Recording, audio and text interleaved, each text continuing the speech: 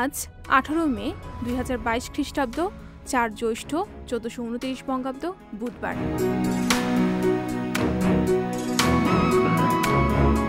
1860 সালের 18 মের এই দিনে আব্রাহাম লিঙ্কন মার্কিন প্রেসিডেন্ট নির্বাচিত হন। তিনি ছিলেন মার্কিন রাজনীতিবিদ ও আইনজীবী। নৈতিক, সাংস্কৃতিক, সাংবিধানিক এবং রাজনৈতিক সংকটে তিনি আমেরিকার নেতৃত্ব দেন। 1865 সালে তার হত্যার আগ পর্যন্ত তিনি মার্কিন যুক্তরাষ্ট্রের 16তম রাষ্ট্রপতি ছিলেন।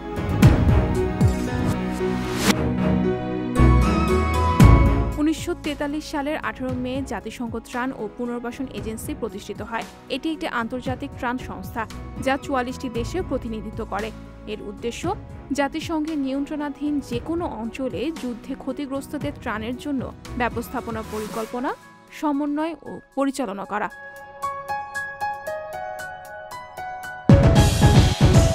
1974 সালের 18 মে ভারতে প্রথম পারমাণবিক বোমার পরীক্ষামূলক বিস্ফোরণ ঘটায়। পরমাণু অস্ত্র পরীক্ষায় মূলত পারমাণবিক অস্ত্রের কার্যকারিতা সম্পাদন, ধ্বংসাত্মক সক্ষমতা অর্জন এবং বশীভূত সংক্রান্ত সিদ্ধান্তে উপনীত হওয়ার পরীক্ষা করা হয়।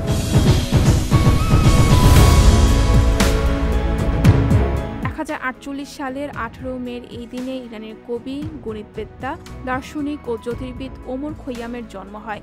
ইরানের নিশাপুরে তার জন্ম হয়। যুবক বয়সে তিনি সমরখন্দে চলে যান। পরবর্তী সময়ে বুখারায় নিজেকে মধ্যযুগের একজন প্রধান গণিতবিদ ও জ্যোতির্বিদ হিসেবে প্রতিষ্ঠিত করেন।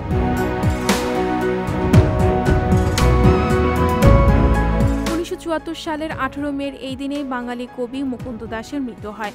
তিনি স্বদেশী ও অসহযোগ আন্দোলনের সময় বহু স্বদেশী বিপ্লবাত্মক গান ও নাটক রচনা করেন। তাকে চারণ কবি বলেও অভিহিত করা হয়। তিনি ছিলেন স্বদেশী যাত্রার প্রবর্তক।